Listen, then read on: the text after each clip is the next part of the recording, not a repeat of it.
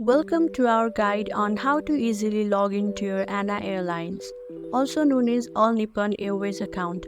Whether you are a frequent flyer or just starting your journey with ANA, accessing your account is simple and convenient. So let's dive in. First of all, open up your preferred web browser and navigate to the ANA Airlines website. Now once you're on the home page, look for the login button and click on login to proceed. Here, you'll need to enter your ANA mileage club number and password in the designated fields. Your mileage club number should be of 10 digits and not less than that. Also, if you want to keep your login status, you can click on that button.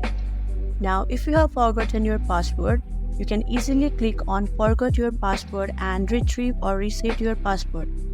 The same goes with your forgotten membership. You can click on that button and follow the given instruction. Well, that's it for today. Thank you for watching our guide on how to log into ANA Airlines. Also, if you have any questions or suggestions for future topics, feel free to leave them in the comment section below. We love hearing from you.